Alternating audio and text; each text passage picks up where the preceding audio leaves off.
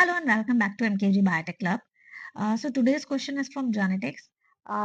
ये question basically pedigree से है। अगर आप जेनेटिक्स पढ़ रहे हैं आपके सिलेबस में किसी एग्जाम में, तो आप देख सकते हैं कि उसमें से पेडिग्री एनालिसिस एक ऐसा पार्ट है जिसमें से क्वेश्चन आता ही आता है। ठीक है, तो ये क्वेश्चन में आपको 3 जनरेशन दी हुई हैं।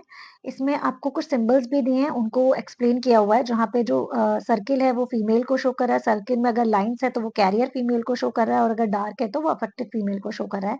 अगेन जो स्क्वायर है वो अनअफेक्टेड मेल को शो कर रहा है, अगर वो स्क्वायर में लाइन्स हैं तो वो कैरियर मेल को शो कर रहा है, एंड अगर वो डार्क कलर का है तो वो अफेक्टेड मेल को शो कर रहा है।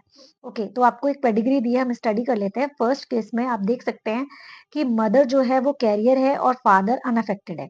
इनके जो चिल्ड्रंस हुए उनमें 2 डॉटर और 2 सन हुए, जिसमें से कि एक डॉटर कैरियर है और एक सन अफेक्टेड है। ठीक है, और एक डॉटर एक सन अनअफेक्टेड है।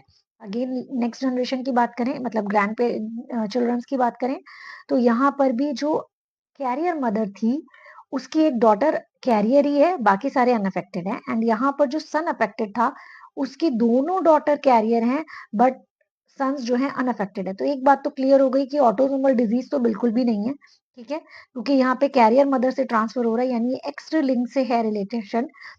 अब एक्स में भी मदर क्योंकि कैरियर है, दैट्स मीन कि ये रेसेसिव है। अगर ये डोमिनेंट होती तो मदर अफेक्टेड होती। ठीक है, और मदर के जितने भी बच्चे होते वो सारे के सारे अफेक्टेड होते, वेदर वो मेल होते या फीमेल, क्योंकि एक्स क्रोमोसोम मदर से ही आता है। ठीक है, तो यहाँ पर जो है आपकी ये बात क्लियर हो गई कि एक्स लिंक्ड है, और एक्स लिंक्ड में भी क्योंकि जहां भी ये ट्रांसफर हो रही है वहां पर कैरियर हो रही है डॉटर्स। ठीक है, अफेक्टेड नहीं है।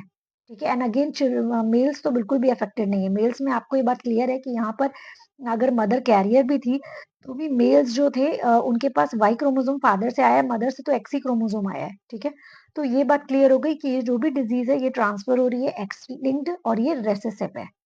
ठीक है, अगेन आपको अगर कोई भी पेडिग्री एनालिसिस से रिलेटेड प्रॉब्लम आती है क्वेश्चंस को सॉल्व करने में, तो मैं लिंक शेयर कर दे रही हूँ अपने जो मेरे पेडिग्री का वीडियो है, उसको अच्छे से स्टडी कर लीजिए, क्योंकि मैंने उसमें आपको सारी डिजीज के संग केसेस भी डिस्कस किए हैं, एक्सप्लेन भी किया हुआ है। तो it will be very helpful for you to solve the pedigree type questions of genetics. Thank you.